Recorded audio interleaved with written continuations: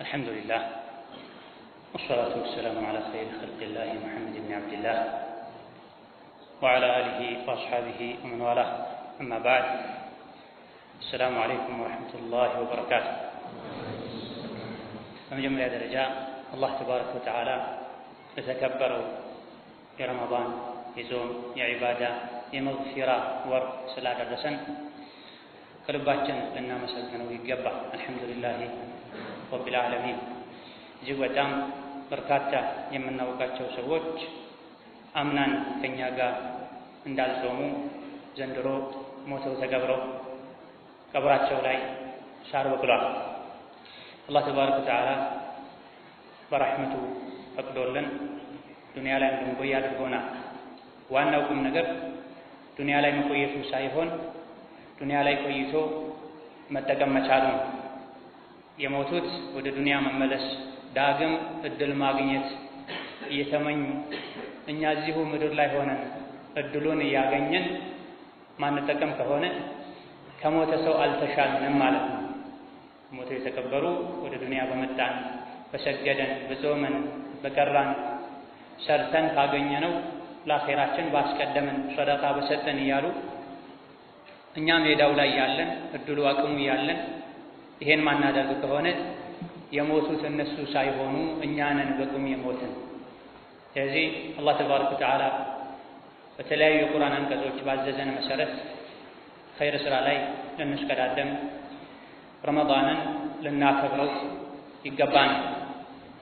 የዛሬ መነጋገሪያ ርዕሳችን ከጾም መድረሳ የሚወሰዱ ቁም ነገሮች የሚል ማንኛውንም ዒባዳ አላህ ተባረከ ወተዓላ ሲደነግግ ምክንያት አለ፣ ሕክማ አለ። ያለአንዳች ምክንያትና ጥቅም አላህ ተባረከ ወተዓላ የሰው ልጆችን አንድን ነገር እንዲሰሩ አያዝ። የሚከለከሉ ነገሮችንም ያለ ጉዳት ያለ ምክንያት አይከለከልም። አላህ ተባረከ ወተዓላ የደነገጋቸው ዒባዳዎች የተለያዩ ናቸው። የተወሰኑት የሚደረጉ የተወሰኑትን ከማድረግ በመታቀብ ታዛዥነታችንን የምናሳይባቸው ናቸው። የተወሰኑት ገንዘብ ነክ ናቸው። ገንዘብ በመስጠት የምንተገበራቸው ዒባዳዎች ናቸው። ሌሎች ደግሞ በገንዘብም በጉልበትም የሚተገበሩ ናቸው። በመከልከል ከሚተገበሩ አላህ ከደነገጋቸው ዒባዳዎች መካከል አንዱ ጾም ነው። ጾም ላይ የሚደረግ ነገር የለም። በመሰረቱ ጾም ራሱ ጉልበት የሚጠይቅ ገንዘብ የሚጠይቅ ንግግር የሚጠይቅ ዒባዳ አለ። በመታቀብ ብቻ እንከውነው ዒባዳ ነው። አንዳንድ ሰዎች የሚደረጉ ነገሮችን ማድረግ ሊገራላቸው ይችላል። ሰደቃ ይሰጣሉ፣ ሐጅና ዑምራ ይመላለሳሉ። ነገር ግን የሚተው ነገሮች ላይ ፈተና ላይ ይወድቃሉ፣ አያልፉ። የሚተው ነገር ላይ ፈተና ይወድቃሉ፣ አያልፉ። በአንድ በኩል ሰደቃ እየሰጡ የተቸገረን እየረዱ ሐጅ ዑምራ እየተመላለሱ በሌላ በኩል ግን የሰውን ዕዳ መመለስ ይከብዳቸዋል። የሹብሃ ገንዘብን አጠራጣሪ ምንጩ ንጹህ ያልሆነን ከስብ መተው ይከብዳቸዋል። ይሄ በዚህ ይጣራል ይላሉ። በአንድ እጁ ቁርአን በሌላ እጁ ኸምር ይዘው አንድ አንቀጽ እየቀራው አንድ ጎነጫለሁ ይሄ በዚህ ይሰረዛል እንደሚል ሰው ማለት። አንድ ሰው ሙሉ ሙእሚን የሚሆነው ትዕዛዛትን ከሁሉም አይነት ሲፈጽም ሲተገበር፣ ክልከላዎችን ሙሉ በሙሉ ሲከለከል ነው፣ የመረጠ ሳይሆን። ዲን አልእስላም የምርጫ ዲን አይደለም። ኡድኹሉ ፊስሲልሚ ካፈተ ብሏል። እስላም ውስጥ ሁላችሁም ሙሉ በሙሉ ግቡ ተብለናልና የተከለከለውን ሁሌ በሁሉም ነገር ላይ ስንከለከል፣ የታዘዝነውን ሁሌ በሁሉም ነገር ላይ ስንፈጽም ትክክለኛ ሙእሚን እንሆናለን። ነጃህን ፈላህን ስኬትን እናገኛለን። የመረጠን ከሆነ የምናደርገው ስሜት አምላኪዎች ነው የምንሆነው።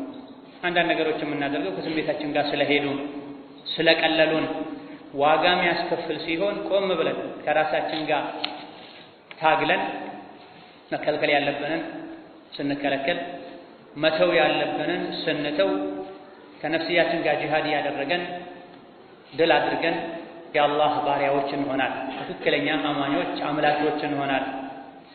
ነገር ግን ከዒባዳዎች ከትዕዛዛቶች የቀለሉንን ብቻ ከሆነ የምናደርገው ሀዋችን፣ ፍላጎታችን፣ ስሜታችን የአላህ ተባረከ ወተዓላ ተገዥ አልሆን፣ የነብዩ ሰለላሁ ዐለይሂ ወሰለም ተከታይ አልሆን። ስለዚህ አንዳንድ ነገሮች ላይ በጣም ማሻአላህ የሚያስብል ሁኔታ ኖሮን ሌሎች ነገሮች ላይ ደግሞ አዑዙ ቢላህ የሚያስብል እንዴት እሱ ይሄን ያደርጋል፣ እንዴት እሷ ይሄን ታደርጋለች የሚያስብል ሁኔታ እኛ ጋር ካለ እስላም ውስጥ ተቀል ብለን አልገባንም፣ ፈተናውን አላለፍንም ማለት ነው። የጾም ዒባዳ ውስጡ ላይ የያዛቸው እጅግ በጣም በርካታ ቁም ነገሮች አሉ። ጾም ስሜትን መተው፣ ባጭሩ ጾም ማለት ስሜትና ፍላጎትን መተው ማለት። ሁሉም ዒባዳዎች ቁም ነገር አላቸው፣ ዓላማ አላቸው፣ ጥቅም አላቸው፣ ምስጢር አላቸው። ጾም ላይ እንጂ የትም የማይገኙ ምስጢሮች አሉ፣ ጥቅሞች አሉ። ኢማም አልቡኻሪ ሌሎችም በዘገቡት ሐዲስ ነቢያችን ሰለላሁ ዐለይሂ ወሰለም ጀነት ላይ ረያን የሚባል በር አለ፣ ጾመኞች እንጂ የማይገቡበት። የቂያም ቀን የጾም ዒባዳ የሚያበዙ የት አሉ ተብለው ይጠራሉ። ጾምን የሚያበዙ የነበሩ ይቆማሉ፣ በዛ በር ይገባሉ። ከዛ በኋላ በሩ ይዘጋል ብለዋል ነብዩ ሰለላሁ ዐለይሂ ወሰለም። ይህ የጾምን ልዩ ጠቀሜታ ጾም ላይ እንጂ የተኛውም ዒባዳ ላይ የማይገኝን ትሩፋት ሚዛ የሚጠቁም ሐዲስ።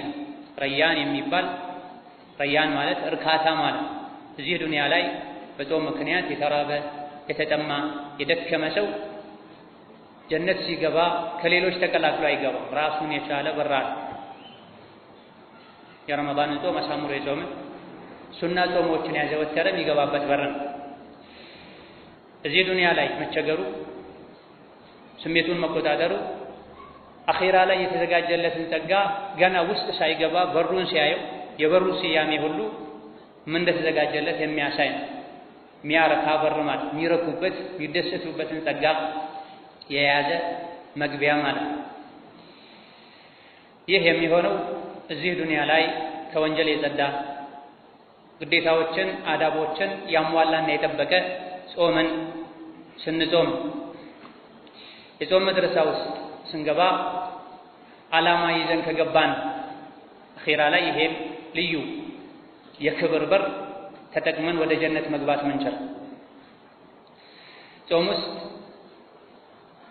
የተለያዩ የምናገኛቸው ጥቅሞች እንዳሉ ራሳችን በተጨባጭ እናውቃለን። ብዙ ጊዜ በተደጋጋሚ ስንጾም ነገር ግን ጾም ትምህርት ቤት ነው። ለትምህርት ቤቱ መዘጋጀት አለብኝ፣ መመዝገብ አለብኝ። ትምህርት ቤት ገብቼ ስወጣ ደግሞ ራሴን መመዘን አለብኝ ብለን ረመዳንን በዚህ መልኩ ስንጠብቀው ስናስተናግደው የምናገኛቸው በርካታ ጥቅሞች አሉ። የረመዳን ጾም የኢማን መድረሳ ነው፣ የአኽላቅ መድረሳ ነው፣ የእርስ በርስ ግንኙነትን ምንፈትሽበት ምንመዘንበት መድረሳ ትምህርት ቤት። ዓመቱን ሙሉ የተቆራረጡ ሰዎች የሚያስታርቃቸው የሚሰበስባቸው ረመዳን ብዙ ጊዜ እምቢ ብለው ሸሪዓ አንድ ሰው ተቆራርፈው ተዘጋግተው የቆዩ ሰዎች ሁሉ ረመዳን ሲመጣ ረመዳን መጥቷል አፍ በለኝ አፍ በይኝ ይባባል። ትምህርት ቤት አስተምሯቸው ለውጧቸው። ወከዛልክ ዓመቱን ሙሉ የሚሳደቡ የሚደባደቡ የተለያዩ መጥፎ ባህሪዎችን የሚያሳዩ ሰዎች ረመዳን ሲመጣ ሰከን ይላል፣ አደብ ይዛል።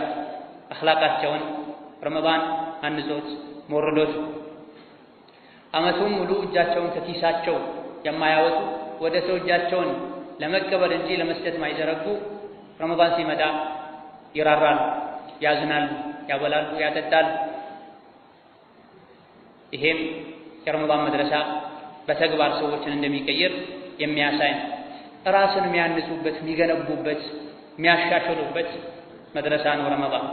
ነገር ግን አንድ ሰው ተምሮ ከወጣ በኋላ ህይወቱ ከተቀየረ ነው ተምሯል የሚባል። ትምህርት ቤት ውስጥ እስካለ ድረስ ብቻ መጽሐፍ ማንበብ ሐሳብ መግለጽ ችሎ ትምህርት ሲያቆም ወደ ድሮ መሀይምነቱ የሚመለስ ከሆነ አልተማረም። ምንማረው የወደፊት ህይወትን ለማሻሻል የሰው ልጅ የሚማረው የወደፊት ህይወቱን ለማሻሻል ደረጃውን ከፍ ለማድረግ ተምሮ ተመልሶ እዛው ዜሮ ከሆነ ምንም ካልተለወጠ የ10 ዓመት የ12 ዓመት ልፋቱ ከንቱ ነው የሚሆነው። የረመዳን ወርንም በወሯ ብቻ ተለውጠን ቅድም የተባሉ ነገሮችን ወደ ራሳችን አምጥተን ልክ ሸዋል አንድ ሲሆን ሁሉንም እንበትነው ከሆነ በከንቱ ነው መልፋት የሚሆነውና ረመዳን ውስጥ ያሉ ቁም ነገሮችን ከረመዳን መድረሳ ያገኘናቸው ጠቃሚ ነገሮችን ቆይተን ልንጠቀምባቸው ልናቆያቸው ይገባል። ከጾም መድረሳ ከምናገኛቸው እጅግ በጣም በርካታ ቁም ነገሮች አንዱ ጾሙ ራሱ የተደነገገለት ዓላማ የሆነው ተቅዋ ነው። ከጾም መድረሳ እጅግ በጣም በርካታ ቁም ነገሮችን እናገኛለን። የትም ዱንያ ላይ የተኛውም የዱንያ ክፍል ላይ ማናገኛቸው የተኛውም መድረሳ ላይ በተሟላ መልኩ ልናገኛቸው የማንችል ቁም ነገሮችን ከጾም መድረሳ እናገኛለን። የመጀመሪያው ዋናው ትልቁ ተቅዋ አላህን መፍራት። ይሄን አላህ ተባረከ ወተዓላ ቁርአን ላይ በግልጽ ነግሮናል። ኩቲበ ዐለይኩሙ ሲያም ከማ ኩቲበ ዐለል ለዚነ ሚን ቀብሊኩም ለዐለኩም ተተቁን። ጾም እናንተ ላይ ግዴታ ተደረገ አላህን ትፈሩ ዘንድ ብለው አላህን ከሚፈሩት ትሆኑ ዘንድ ብለው። አላህን መፍራት ማለት ምን ማለት ነው? እንዴት ነው አላህን መፍራት የምችለው? መቼ ነው አላህን ከሚፈሩት ነኝ ብዬ ማምነው የሚለውን ሁላችንም ልናውቅ ልንረዳ ይገባል። ሁሉም አላህን መፍራት ይመኛል። መቼ ነው አላህን መፈራው? መቼ ነው መስተካከለው? መቼ ነው ቀጥ ምለው እንላለን። አላህን በሚፈሩ ሰዎችም እንቀናለን። ጥቂት የማይባሉ ሰዎችም እኔ አላህን ፈራለሁ ይላል። እኔ ይሄን አላደርግም አላህን ፈራለሁ ይላል። አላህን የሚያስቆጣ ቦታ ላይ ቆሞ አላህን ተባረከ ወተዓላ የሚያስቆጣ ነገር ላይ ውለው ያደሩ እኔ አላህን ፈራለሁ ይላል። አንድ ሰው አላህን ከፈራ ዱንያው አኼራው ይስተካከላል፣ ያምራል። ከሰዎች ጋር ከጌታው ጋር ያለው ግንኙነት የተሟላ የተስተካከለ ይሆናል። አላህን መፍራት ሲጠፋ ሲጎደል ነገሮች ሁሉ የሚበላሻሹ፣ ባልና ሚስት የሚጎዳዱት፣ ወላጅና ልጅ ግንኙነታቸው የሚበላሹ፣ ጎረቤትና ጎረቤት ወዳጅነታቸው መደጋገፋቸው ቀርቶ ጠላት እርስ በርሳቸው ጠላት የሚሆኑት። አላህን መፍራት ሲጠፋ ነው ዝናብ የሚጠፋ ምርት የሚቀንሰው። አላህን መፍራት ሲጠፋ ነው በሽታ የሚበዛ ሰላም የሚጠፋ። አላህን ብንፈራ ሁሉ ነገር ይስተካከላል፣ ሁሉ ነገር ያምራል። ሰማይ በትክክል አስፈላጊ የሆነውን ያክል በየጊዜው ዝናብ ታዘንባለች፣ ምድርም ታበቅላለች። የተወለዱ ልጆችም የወላጆቻቸው የአይን ማረፊያ መሆን ይችላል። ባልና ሚስትም በሰላም በፍቅር በክብር መኖር ይችላል። ጎረቤትና ጎረቤትም አንዱ ሌላኛው ድጋፍ ሒጃብ ሆኖ መኖር ይችላል። ነገር ግን አላህን መፍራት በመተዋችን የአላህ ፍራቻ በመቀነሱ በመድከሙ ምክንያት ከቅያማ በፊት ምድር ላይ ቅያማ ቆሟል። በደል በስቷል፣ ግፍ በስቷል፣ ዝርፊያ በስቷል። ስለዚህ ነገሮች ሁሉ ወደ ቦታቸው እንዲመለሱ ምድር በጊዜያዊነትም ቢሆን ጀነት እንድትሆን አስፈላጊው ቁልፍ ተቅዋ አላህን መፍራት፣ በንግግር አላህን መፍራት፣ በሚያዩት ነገር አላህን መፍራት፣ በሚሰሙት ነገር አላህን መፍራት፣ እጅን ሲዘረጉ አላህን መፍራት፣ ሲራመዱ አላህን መፍራት፣ በሐሳብ ደረጃም ሲያስቡ ሲወስኑ አላህን መፍራት ካለ ምድር ጀነት ትሆናለች። ይሄ የቁርአን ቃል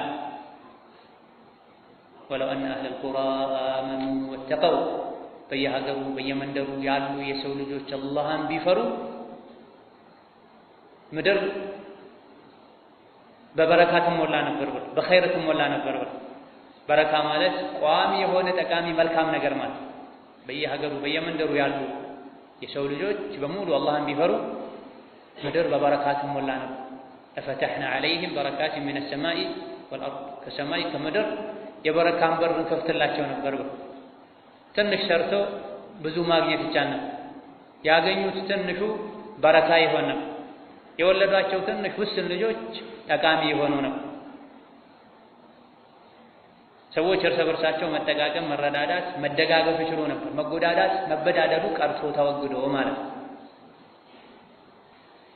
አላህ ተባረከ ወተዓላ እሱን የፈራ ሰው ከጭንቅ ሁሉ መውጫ እንደሚያበጅለት፣ ካላሰበው አቅጣጫ እንደሚረዝቀው፣ ጉዳዮቹን በሙሉ ገር እንደሚያደርግለት፣ እሱ የሚያስፈልገውን የሚጠቅመውን ነገር ሁሉ ቅርብ ገር እንደሚያደርግለት ነግሮናል። ብዙ ነገሮች እየተበላሹ ያለው ሰላም እየጠፋ ያለው አይደለም ከሰው ጋር ከራስ ጋር እንኳን ተግባብቶ ተረጋግቶ መኖር የጠፋው የከበደው ተቅዋ ስለጠፋ ነው። የአላህ ፍራቻ ከልባችን ስለጠፋ ነው። የላይ ላይ ፍራቻ አለ፣ በግለሰብ ደረጃም የአላህ ፍራቻ አለ። አልሐምዱሊላህ አላህ የሚፈሩ ሰዎች አሉ ቁጥራቸው ቢያንስ። ነገር ግን አላህ ተባረከ ወተዓላ አህሉል ቁርአን ያለ በየመንደሩ በየአካባቢው ያሉ ሰዎች አላህን ቢፈሩ ነው ያለው።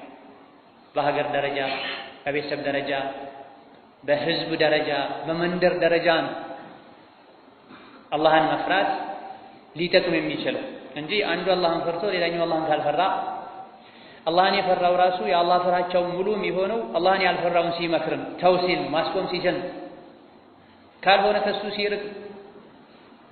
አንድ ቤት ውስጥ 2 3 4 አይነት ሰው አለ። ሙስሊምም አለ፣ ካፍርም አለ፣ ፋጅርም አለ፣ ሷሊህም አለ፣ ጧሊህም አለ። ሁሉም ግን አብረው ይኖራሉ፣ ይሳሳቃሉ። ተቅዋው ሙሉ ቢሆን ይሄ አይገኝም፣ አይሆንም። እስከሚችሉት ይታገሳሉ፣ ያስታማሉ። ካልሆነ ቀልቡ ከሞተ ጥሎት ይሄዳል እንጂ ይሄ ሪባ እየበላ ካንተ ጋር ተቃቅፎ ዝሙት የሰራች ከአንቺ ጋር ተቃቅፋ ስትሄድ የት አለ ተቅዋ? የአንዱ በላ የአንዱ አላህን ለመፍራት ለሌላኛው እየተረፈ ነው። አላህን የሚፈሩ ሰዎች ቁጥራቸው አናሳ ከመሆኑ ጋር ከመኖራቸውም ጋር ነገሮች እየተበላሹ ያሉ። በእኛ ውስጥ ደጋግ የሆኑ ሰዎችም እያሉ እንጠፋለን እንዴ ብለው ሲጠይቋቸው የነቢ ባለቤቶች ነቢን አዎ ቆሻሻ ከበዛ ብለዋል ነቢ ሰለላሁ ዐለይሂ ወሰለም። አዎ በመካከላችሁ ደጋጎች ጥሩ የአላህ ባሮች ቢኖሩም አላህ ያጠፋችኋል ቆሻሻ ከበዛ ብለ። ስለዚህ ተቅዋው ሁለገብ መሆን አለ። በሁሉም ነገር አላህ መፍራት ያለ። ሶላት ላይ አላህን ፈርተን ዘካ ላይ አላህን መፍራትን መተው የለም። እይታ ላይ አላህን ፈርተን ንግግር ላይ ስሜታችንን መጋለብ የለም። ከውጪ ሰው ጋር አላህን ፈርተን ከቤተሰብ ጋር እንደፈለገን መሆን የለም። ወይም በተቃራኒ ከትንሹም ከትልቁም ከሩቁም ከቅርቡም በችግርም በድሎትም ጊዜ አላህን ተባረከ ወተዓላ ልንፈራ ይገባናል። ረመዳን ላይ ጾም ላይ ይሄን በሚገባ ማግኘት እንችላለን። ጾም ራሱ የተደነገገውም ይሄን ለማሳካት ለዓለኩም ተተቁን። ጾም እናንተ ላይ ግዴታ ተደረገ አላህን ትፈሩ ዘንድ የአላህን ፍራቻ በተግባር ትማሩ ዘንድ ብሏል። ስለዚህ ወደ ጾም መድረሳ ስንገባ የምንገባው በግዴታ አልገባም የሚል ዱንያዊ ትምህርት ቤቶች ላይ ከፈለግ ትገባለህ ከፈለግ አትገባ። የጾም ትምህርት ቤት ላይ ግን መግባት ግዴታ ነው። አላህ ተባረከ ወተዓላ ጠርቶሃል፣ አዟል፣ ና ግባ ብሎ በየዓመቱ ለአንድ ወር ትማራለህ። ወንዱም ሴቱም ሕፃኑም አዋቂው ጾም የወጀበበት በሙሉ ሀብታሙም ደሃው ይገባ። አለመግባት የሚችለው ዑድር ያለው ሰው ብቻ ነው። ፈመን ካነ ሚንኩም መሪደን አው ዐላ ሰፈሪን ፈዒደቱን ሚን አያም። እሱም ቀርቶ መቅረት አይችልም፣ ሌላ ጊዜ ተመልሶ መግባት አለ። በዚህ መልኩ በግዴታነት ገብታችሁ ተማሩበት ብሎ የመድረሳው ባለቤት አላህ ተባረከ ወተዓላ ያዘዘን የረመዳን መድረሳ ትልቁ ከሱ ምን ወስደው ጥቅም ተመርቀን ምን ስንወጣ የምናገኘው ማዕረግ ተቂ መሆን፣ አላህን ፈሪ መሆን፣ በምን ያዘዘንን በመታዘዝ በመተግበር የከለከለንን በመከልከል በመራቅ ለአኼራ ስንቅ በመሰነቅ ዱንያ ጠፊ መሆኗን በማረጋገጥ ከሷ በትንሹ በመብቃቃት ስሜትን ከመጋለብ ርቆ ተጠንቅቆ ቁርአንን አርአያ መመሪያ በማድረግ አላህን ተባረከ ወተዓላ ፈሪ ሆነን ከጾም መድረሳ ተመርቀን ልንወጣ ይገባናል። አላህን ተባረከ ወተዓላ መፍራት ዋና ቦታው ልብ ቢሆንም ነገር ግን የአላህ ፍራቻ አካላት ላይ መንጸባረቅ አለበት። አላህን የሚፈሩ ሰዎችን ባህሪያቸውን አላህ በበርካታ የቁርአን አንቀጾች ነግሮናል። ድምፃቸውን ዝቅ ያደርጋሉ፣ አይጮሁም፣ እንደ አህያ ሲራመዱ አይነጥሩም፣ መሬትን እስከ መብሳት አይደርሱም፣ ረጋ ብለው ይሄዳሉ፣ ለሙእሚኖች ያዝናሉ፣ ብልታቸውን ከሐራም ይጠብቃሉ፣ አላህ ከሰጣቸው ቀንሰው ይሰጣሉ፣ ሶላት ላይ ጌታቸውን ይፈራሉ፣ አማናቸውን አዳራቸውን ቃል ኪዳናቸውን ይጠብቃሉ ብሎ ነግሮናል። አላህን መፍራት መገለጫዎች አሉ። ስም ብቻ፣ ልብስ ብቻ፣ ምኞት ብቻ አይደለም። በጊዜ የተገደበም አይደለም። ኢተቂላህ ሐይቱማ ኩንት፣ የትም ብትሆን መቼም ቢሆን አላህን ፍራ ብለው ነብዩ ሰለላሁ ዐለይሂ ወሰለም አላህን መፍራት የእድሜ ልክ ጉዳይ እንደሆነ ነግረውናል። የሆነ ጊዜ ላይ አላህን ፈርተን ሌላ ጊዜ ደግሞ ስንለቅ ወደ ታች እንወርዳለን። ተመልሰን እዛ ለመድረስ ረጅም ጊዜ ይወስድብናል። ነፍስያችንም ታታግላለች። አላህን ተባረከ ወተዓላ በመፍራታችን የምናገኛቸው በርካታ ጠቀሜታዎች አሉ። ከጾም መድረሳ የምናገኘው ትልቁም ነገር አንዱ ተቅዋ ነው ብለናል። ተቅዋው ቋሚ መሆን አለበት ብለናል። ሁለገብ መሆን አለበት ብለናል። በዚህ መልኩ አላህን ከፈራን ከረመዳን ያገኘነውን ትምህርት ጥቅም ሁሌም እኛ ላይ እንዲቆይ ማድረግ ከቻለን በተቅዋ የምናገኛቸው በርካታ ጠቀሜታዎች አሉ። አንደኛውና የመጀመሪያው አላህ ተባረከ ወተዓላ እሱን የሚፈሩ ሰዎችን ይወዳል። አላህን ስንፈራ አላህ ይወደናል። ከዚህ በላይ ምን እንፈልጋለን? የሰው ልጅ የአላህን ውዴታ ከማግኘት በላይ የሚመኘው የሚናፍቀው የሚጓጓለት ነገር የለም። ከተቅዋ የምናገኘው ትልቁም ነገር ትልቅ ጥቅም የአላህን ውዴታ ማትረፍ ነው። አላህ ከወደደ ዱንያ አኼራ ይስተካከላል። ሸይጣን አንተ ላይ አቅሙ ይቀንሳል። አላህ ስለሚጠብቅ፣ አላህ ስለሚከላከልልን፣ ተንኮሉን ስለሚያዳክምልን፣ አላህ ሲወደን እሱን ፈርተነው አክብረነው ሲወደን አይናችን መጥፎ እንዳያይ ይጠብቀናል። ጆሮአችን መጥፎ እንዳይሰማ ይጠብቀናል። እጃችን እግራችን ለመጥፎ ነገር እንዳይንቀሳቀስ ያግዘናል፣ ይጠብቀናል። ከለመነው አቤት ይለናል። ይሄ ሐዲስ ላይ የተነገረ ባሪያዬ እኔ ግዴታ ያደረኩበትን ነገር ከመተግበር የበለጠ በምንም ወደ እኔ ሊቃረብ አይችልም ብሏል። አስከትሎ ሱና የሆኑ ተጨማሪ ዒባዳዎችን ባደረገ ቁጥር የኔን ውዴታ ያገኛል። እኔ ደግሞ ስወደው አይን፣ እጅ፣ እግር እሆነዋለሁ። በአይኑ በእጁ በእግሩ መጥፎ ነገር እንዳያደርግ እኔ እጠብቀዋለሁ። እኔ የምወደውና የምፈቅደውን ብቻ ነው የሚያደርገው። ቢጠይቀኝ እሰጠዋለሁ፣ ጠብቀኝ ቢለኝ እጠብቀዋለሁ ብሏል። ይህ በጣም የሚያጓጓ ሐዲስ አልቁድሲ ነው፣ የአላህ ንግግር ነው። አላህ ተባረከ ወተዓላ ሲወደን ከአደጋዎች ሁሉ ይጠብቀናል። አኼራ ላይ ወደ ጀሀነም ከሚወስዱ አደጋዎች ጀሀነም 7 በሮች አሏት። የ7ቱም በሮች ቁልፋቸው እኛ ሰውነት ላይ ነው ያለው። ለሃ 7 አብዋብ፣ የጀሀነም 7 በሮች አሏት ብሏል ረቡል ዓለሚን። የጀሀነም የ7ቱም በሮች ቁልፍ እኛ ጋር ነው ያለው። እጅ ነው፣ አፍ ነው፣ አይን ነው፣ ጆሮ ነው፣ እግር ነው፣ ብልት ነው። እነዚህን አላህ የጠበቀለት ሰው የጀሀነም በር አይከፈትም ለሱ ማለት ነው። የጀነት በር ነው የሚከፈተው። እነዚህን ያልጠበቀ በገዛ እጁ ራሱ ጀሀነምን ከፍቶ ይገባል። ስለዚህ አላህን ስንፈራ አላህ ይወደናል። አላህ ሲወደን እነዚህ የጀሀነም ቁልፎችን ይጠብቅልናል። አይሰሩም፣ የጀሀነምን በር አይከፍትም። ከወደድኩት ባሪያዬን ጆሮውን፣ አይኑን፣ እጁን፣ እግሩን ሌላ ሰውነቱንም እጠብቅለታለሁ። ከጠየቀኝ እሰጠዋለሁ፣ ጠብቀኝ ካለኝ እጠብቀዋለሁ። ስለዚህ ብዙ ሳይለፉ አላህን በመፍራት ፍላጎትን ማሳካት ይቻላል። ሁለተኛው የተቅዋ ጥቅም لا يفلح إلا المتقون فلاح የሚያገኝ የሚመኘውን የሚያገኝ ከሚጠላው ነገር የሚድን አላህን የሚፈራ ሰው ብቻ አላህን ያልፈራ ይከስራል ይዋረዳል ኬላ ላይ ያለ አላህን ተባረከ ወተዓላ በመፍራት የምናገኘው ሁለተኛ ቁም ነገር ጥቅም አላህን የፈራ ሰው ከጀሃነም ይድናል ከቀብር ስቃይ ይድናል ከቀብር ጉዳት ይድናል ከቂያማ ቀን ድንጋጤ ይድናል ሲራጥ ላይ ከመውደቅ ይድናል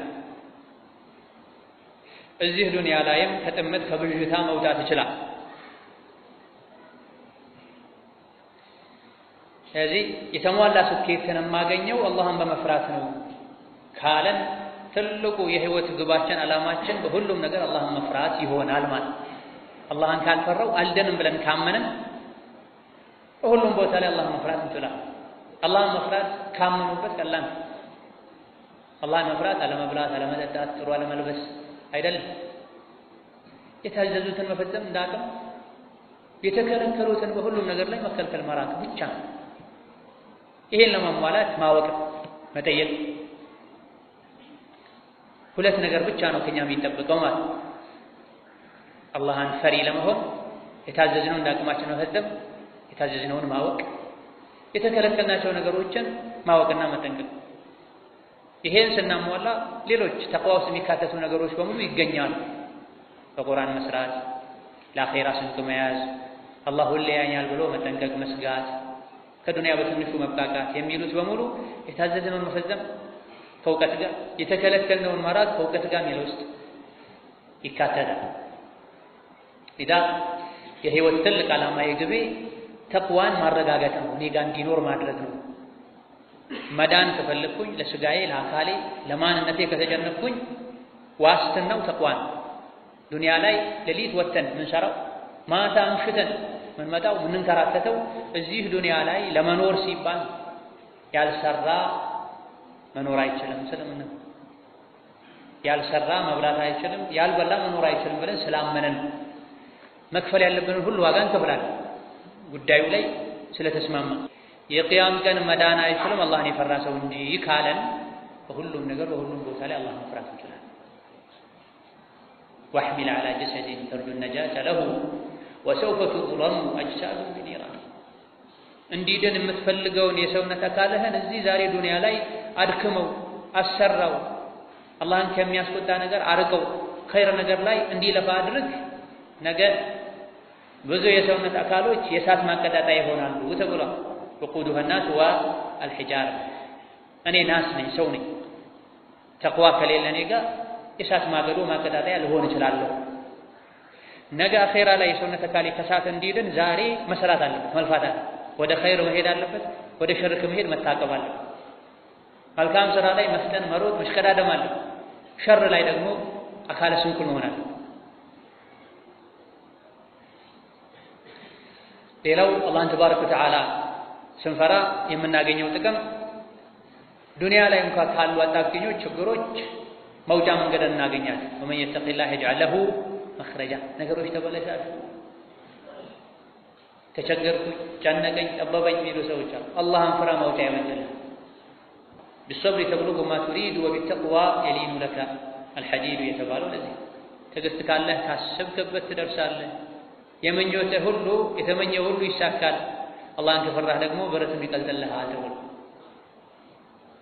አላህን ተባረከ ወተዓላ በአግባቡ የፈራ ሰው እስከ መጨረሻ ችግራችን ትንሽ ይሻላል የሚባሉ ሰዎች የሚፈሩት ለአንድ ወር ለአንድ ዓመት ነው ለሙከራ ነው ሌላ አማራጭ የለኝም ከተቅዋ ውጪ ومن يتوكل على الله فهو حسبه ادعوني استجب لكم ብሎ الله ካንተ አልወጣም ወዴት ሄዳለሁ ሰማዩ ምድሩ የብሱ ባህሩ ያንተ ነው ካንተ ሸሽቼ የትም መሄድ አልችልምና እደጅህ ላይ ነው ያለሁት አንተ ገላግለኝ ከጭንቅ ከዱንያ ችግር ለመውጣት ቢያንተን የሚያስቆጣ ነገር ውስጥ አልገባም እጠናለሁ ጽናቱን ስጠኝ ፈረጁን ቅርብ አድርግልኝ ብሎ በሚገባ ሁሌ የመረ አላህን የፈራ ሰው መከራና ስቃዩ ምንም ቢገዝፍ ምንም ቢረዝም አላህ መውጫን ያመቻችለታል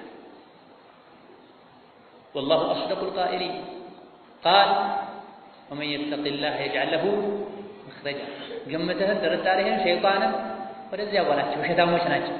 አላህ ከማንም በላይ ሐቅ ተናጋሪ ጌታ ነው።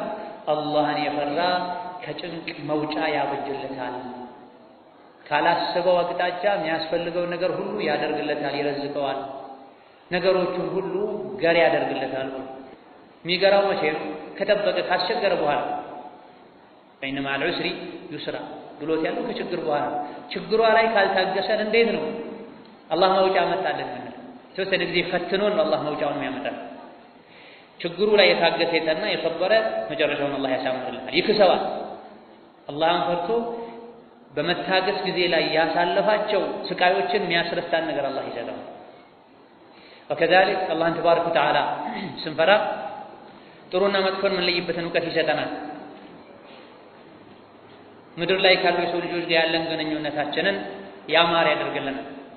ከሰዎች ጋር መግባባት የምንችልበትን ከሰዎች ጋር መቻቻል የምንችልበትን አቅሙን፣ ቁዋውን፣ ብልሃቱን ይሰጠናል። አላህን የማይፈራ ሰው ከራሱ የሰው ዘሮች ጋር ከሰው ልጆች ጋር አብሮ መኖር አይችልም። እንደ የዱር አራዊት ነው የሚኖረው። አንዱን ይሰድባል፣ አንዱን ይደበድባል፣ አንዱን ስሙን ያጠፋል። ለምን አታጩኝ ይላል።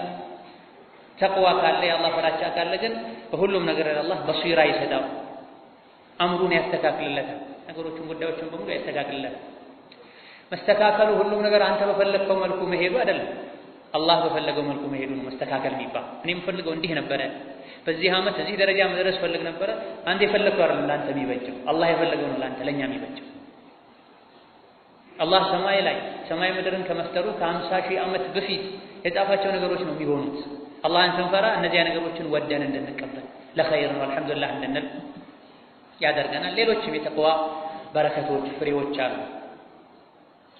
ረመዳን ላይ ከጾም ከምናገኛቸው ቁም ነገሮች አንዱ ተቅዋን አላህን ስንፈራ ከምናገኛቸው ጥቅሞች በጥቂቱ አሁን የጠቀስናቸው ይገኙበታል። አላህ ይወደናል፣ ወንጀላችንን ይምረናል፣ ከጭንቅ ሁሉ መውጫ ያበጅልናል፣ ሐቅና ባጥልን የምንለይበትን ጠቃሚ እውቀት ይሰጠናል። ሁለተኛው ከጾም መድረሳ የምናገኘው ፋይዳና ቁም ነገር ኢኽላስ ነው።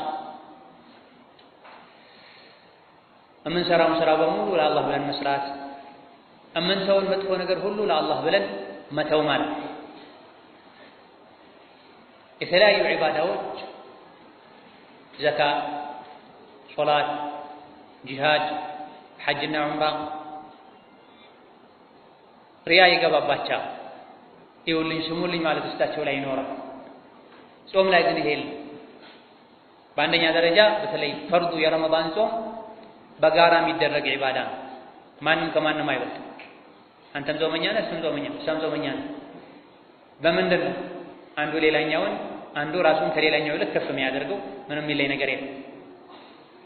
ሲጀምር ጾሙም ይከለክላል። እኔ ጾመኛ ነኝ፣ እኔ አስቸጋደርኩኝ፣ እኔ እንዲህ ነኝ እያሉ መጎረር ይከለክላል። የሚታይ ነገር አይደለም፣ የሚሰማ ነገር አይደለም። ሁለት ሰዎች ፊት ለፊታችን ቢኖሩ አንዱ ጾመኛ ነው ሌላኛው ጾመኛ አይደለም ብለን በእርግጠኝነት ፍርድ መስጠት አንችልም። ሁለቱም ጾመኛ ሊሆኑ ይችላሉ፣ ሁለቱም ጾመኛ ላይሆኑ ይችላሉ። ከሁለቱ አንዱ ጾመኛ ሊሆን ይችላል። ለዚህ ነው አላህ ተባረከ ወተዓላ ጾም የኔ ነው፣ የጾምን ምንዳ የምከፍለው ዋጋውን የማውቀው እኔ ነኝ፣ ለኔ ብሎ ምግቡን፣ መጠጡን፣ ስሜቱን ይተዋል ብሏል አላህ ተባረከ ወተዓላ። ጾም የኔ ነው ማለት ከኔ ውጪ ማንም አያውቅም ማለት ነው። ጿሚውና አላህ ብቻ ነው የሚያውቁት። ስለዚህ ጾም ኢኽላሱ ያስተምራል። ለአላህ ብቻ ብሎ ማድረግ ሁሉንም ነገር መልካም መጥፎውን ነገር አላህን ፈርቶ መብላት፣ መጠጣት ምንቱ አላህን ፈርተን። በተለይ እንደኛ ሀገር ባለ ሙስሊምና ካፍር አብሮ የሚኖርበት ረመዳን ላይ ምግብ ቤቶች፣ ካፍቴሪያዎች ክፍት የሚሆኑበት ሀገር ላይ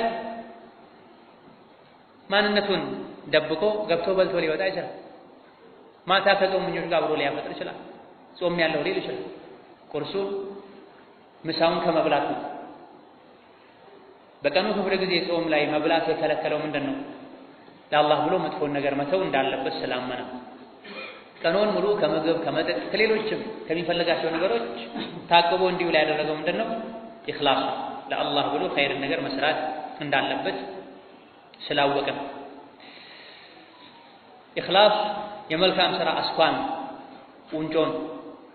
ኢኽላስ የሌለው መልካም ስራ ከንቱ ድካም በአሻዋ በተሞላ መሬት ላይ የተራመዱ አሻዋን ተሸክሞ እንደመሄድ 1 ኪሎ ሜትር 100 ኪሎ ሜትር 200 ኪሎ ሜትር የተጓዘ አንድ ሰው ከስር የረገጠው የሚሄደው መሬት በሙሉ አሻዋ ከመሆኑ ጋር አሻዋ ተሸክሞ የሚሄድ የአቅል ችግር ያለበት የትም ሄዶ ሲቆም ማፈስ የሚችለውን አሻዋ ተሸክሞ ብዙ 10 ኪሎ ሜትሮችን በመጓዝ وهكذا ሶላትም ይሁን ዘካም ይሁን ሰደቃና ሌሎች መልካም ስራዎችም ይሁኑ ለአላህ ብቻና ብቻ ተብለው እሱ ስላዘዘኝ ወደሱ ለመቃረብ እሱን ለማስደሰት ከሱ አጅር ለማግኘት ተብሎ እስካልተሰሩ ድረስ ጥቅም የላቸው የከንቱ ልፋት ነው የሚሆነው።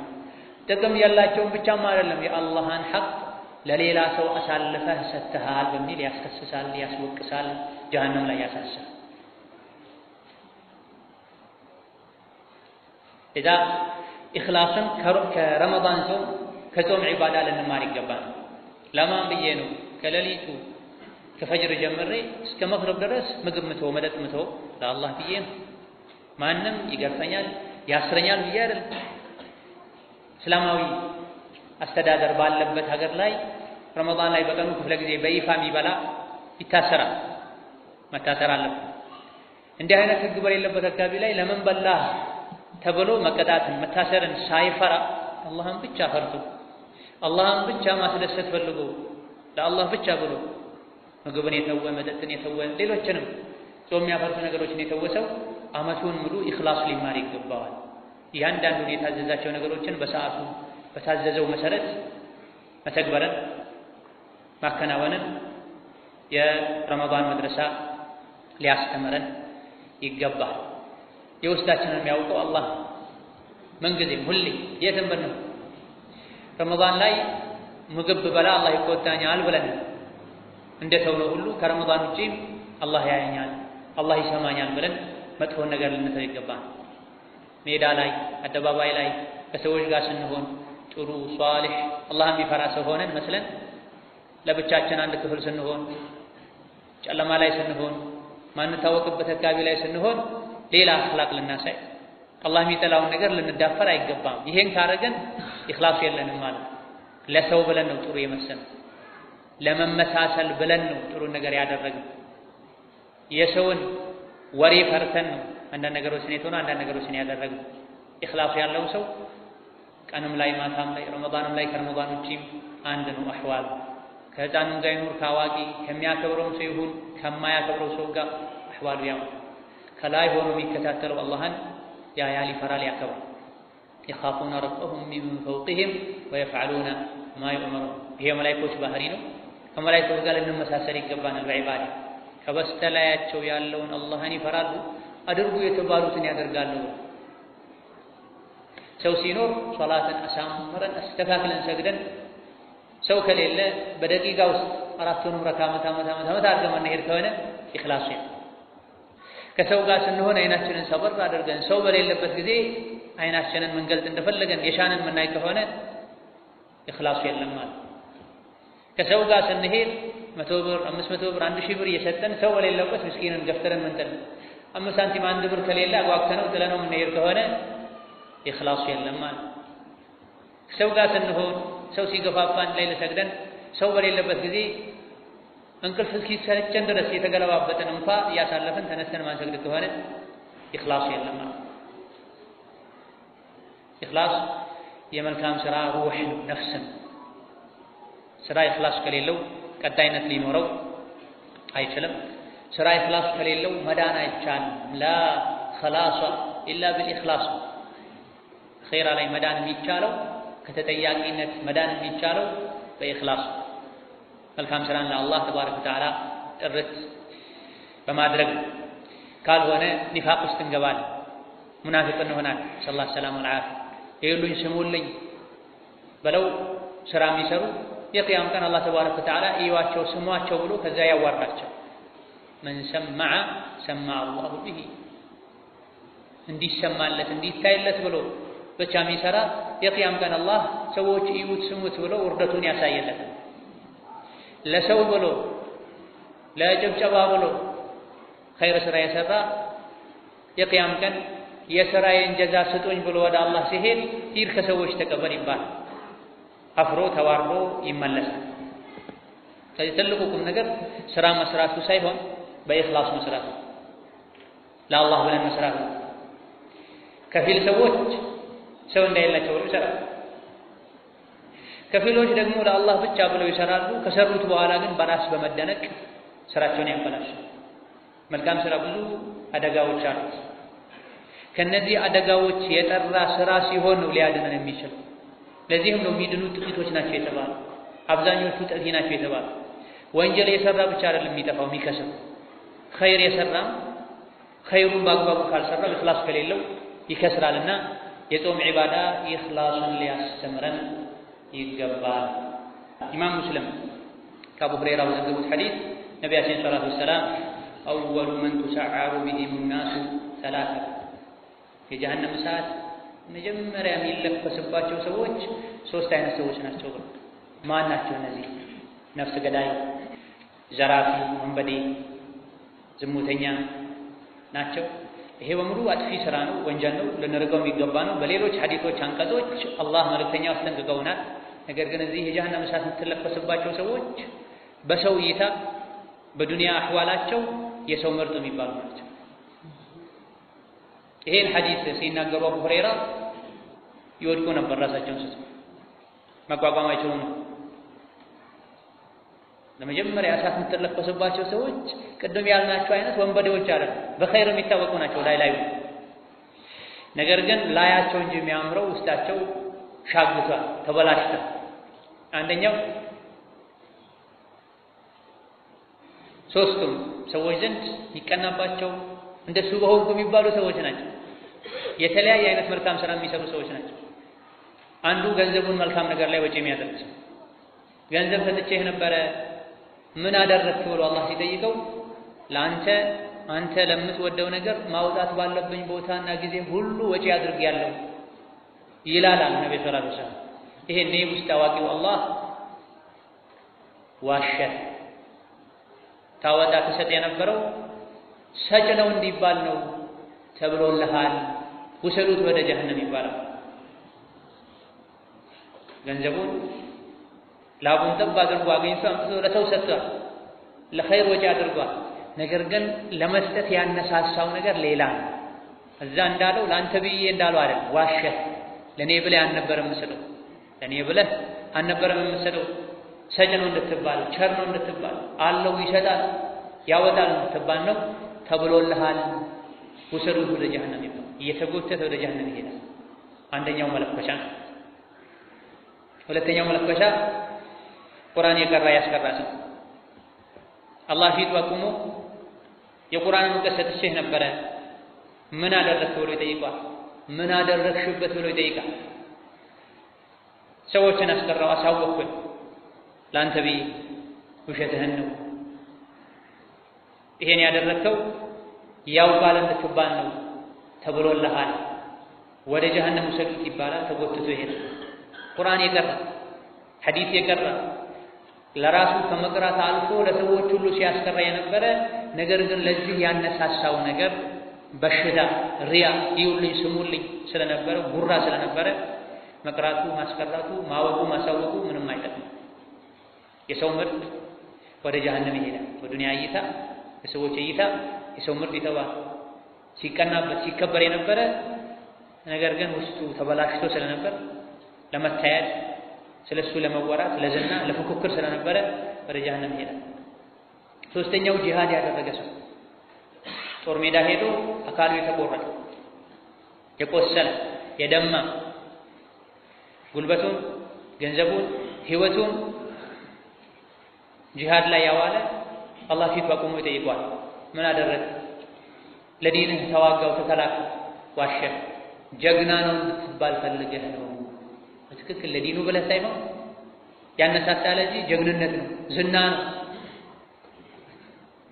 ወደ ጀሃነም ስዱት ይባላል። ተጎትቶ ይሄዳል። እነዚህ ሶስቱ ናቸው የጀሃነም እሳት መለኮሻ ነው። ከማንም በፊት ከዛ በኋላ ነው ሌሎች ወንጀለኞች እዛ ላይ የሚደረጉት። ታዲያ ቁርአን መቅራት፣ ማቅራት፣ ዒልም መማር፣ ማስተማር የሚወዱትን ገንዘብ ወጪ ማድረግ ፊ ሰቢልላህ ሄዶ አንገትን አካላትን ለእስላም ለዲን መስጠት ኢኽላስ ጎድሎት ጀሃነም የሚያስገባ ከሆነ ማን ነው ታዲያ የሚቀር? ኢኽላስ ከባድ በገንዘብ ይገኛል፣ በትግል ይገኛል፣ በልብ ጥረት ልፋት አላህን በመማፀን የሚገኝ ነውና ያለ ኢኽላስ ስራ የሚሰራ ሰው መልፋት የለበትም። ቀድሞ ይሄን መስፈርት ማሟላት አለ። ወማ ኡሚሩ ኢላ ሊያዕቡዱላህ ሙኽሊሲነ ለሁዲን። ከዚህ ሁለት አይነት ሶስት አይነት ፊት እንቅስቃሴ አህዋል ሊኖረን አይገባም። ሁሌ የትም መቼም ተመሳሳይ አቋም ሊኖረን በሁሉም ነገር አላህን ልንፈራ፣ አላህን ልናስብ፣ ለሱ ብለን ልናደርግ፣ ለሱ ብለን ልንተው፣ ለሱ ብለን ልንሰጥ፣ ለሱ ብለን ልንከለክል፣ ለሱ ብለን ልንወድ፣ ለሱ ብለን ልንጠላ፣ ለአላህ ብቻና ብቻ ብለን ልንቀርብና ልንርቅ ይገባናል እንጂ ነገሮችን ልንቀላቅል አይገባንም። ካልሆነ የቂያም ቀን መዋረዳችን አይቀርም። ካልሆነ የቂያም ቀን ማፈር መዋረድ አይቀርም። ነብዩ ሰለላሁ ዐለይሂ ወሰለም ከምንም በላይ ለኡመቴ የምፈራው ስውሩ ሽርክ ነው ብለው። ምንድነው ስውሩ ሽርክ ሲባል ለኡመታቸው የሚፈሩት ድብቅ ስውር ሽርክ ሶላት እየሰገዱ ሰው እንደሚያይ ሲያውቁ ሶላቱን ማሳመር፣ ስጁዱን ሩኩዑን ማስረዘም፣ ሰው እንደሌለ ካወቁ ደግሞ እህል እንደሚያነሳ ዶሮ ነካ ነካ ነካ ነካ አድርጎ መሄድ፣ ሰው ሲኖር ደግሞ ረጃጅም ደቂቃዎችን ሰጥቶ መስገድ። ይሄ ነው ስውሩ ሽርክ ብለዋል ነብዩ ሰለላሁ ዐለይሂ ወሰለም። ከምንም በላይ ለኡመት የምፈራው ይሄ ነው። ከዚህ ጥቂቶች እንጂ አይደለም። ከዚህ መልካም ስራን ሰው ሲያየን ጨመር አድርገን መስራት፣ ሰው ከሌለ በፍጥነት መስራት፣ የተለያዩ መልካም ስራዎችን ከላይ ብንሰራም ከውስጥ ይሄን ለመስራት ያነሳሳን ሌላ ዱንያዊ ዓላማ ሲሆን ሁለት ጥፋት ነው የምናጠፋው። አንደኛ በዚህ ስራችን አንጠቀምም፣ ከንቱ ልፋት ነው የሚሆነው። በሌላ በኩል የአላህ የሆነውን ሐቅ ለሌላ መስጠት ነው። አጅሩ የሚፈለገው ከአላህ ብቻ። አላህ የሚወደውን የሚፈቅደውን ስሩት ብሎ ያዘዘን ነገር በሙሉ ለሱ ብቻ ብለን ነው ማድረግ ያለው። ሶላት ስንሰግድ አጠገባችን ያለችው ላምናት ወይስ ሰው ነው? እኩል መሆን አለበት። እኛ ሰውም ሰው ነው፣ አኺራ ላይ ሊጠቅመን አይችልም። ከብትም ከብት ነው፣ ሊጠቅመን ሊጎዳን አይችልም። ሰው ሲኖር ከጨመረን፣ ሰው ከሌለ ከቀነሰን፣ ካበላሸን መከበር የሌለበትን እንደ አላህ አክብረናል ማለት ከሱ ተስፋ አድርገን አጠገቤስ የሆነ ሰው ስላለ 1000 ብር ሰጥቼ ሰው ከሌለ 1 ብር ሰጥተዋል ወይም ጭራሽ ማሰጥተዋል። ሰው ሲኖር 10 ደቂቃ 15 ደቂቃ ሰው ከሌለ 2 ደቂቃ የሚበቃኝ ከሆነ ለሶላት ማመልኩ አላህን ሳይሆን ምድር ላይ ያለውን ደካማ የሰው ልጅ ነው። ኢዳ ረመዳን ላይ ሰው ቢኖርም ባይኖርም እንጾማለን። ሰው ቢኖርም ባይኖርም መብላትን መጠጣትን እንተዋለን። ከረመዳን ውጪም ሌሎች ነገሮች ላይ በዚህ ልክ አላህን እንፈራ፣ ለአላህ ብለን ልናድርግ፣ ለአላህ ብለን ልንተው ይገባናል። ሶስተኛው ከረመዳን መድረሳ የምንማረው የምንወስደው ቁም ነገር ሙታባዓት ረሱልን መከተል አለይሂ ሰላቱ ወሰላም። አላህ በተከበረው ቃሉ እውነት አላህ የምትወዱ ከሆነ ተከተሉኝ በላቸው ብሏል ነብይ። አላህን የሚወድ ነብይን መከተል አለ፣ በማድረግም በመተው። ወማ አታኩም ረሱሉ ፈኹዙሁ ወማ ነሃኩም ዐንሁ ፈንተሁ ተብለን ነብይ የሰጧችሁን ያዙ፣ አድርጉ፣ ተቀበሉ። ነብይ የከለከሏችሁን ተከልከሉ ተብለን ማንኛውም ነገር ስናደርግ ስንተው ነብይ ስላደረጉ አለይሂ ሰላቱ ወሰላም ነብይ ስለተው እያለን ሊሆን ይገባዋል። ይሄን ረመዳን ላይ በግልጽ እንማራለን። የማናችንም ኢስላማችን የተሟላ ሊሆን የሚችለው ነብይን ስንከተል፣ ነብይን ስንወደን፣ የምንከተላቸው ስንወዳቸው፣ ውዴታችን የሚረጋገጠው ስንከተላቸው፣ በማድረግ ብቻ ሳይሆን በመተው።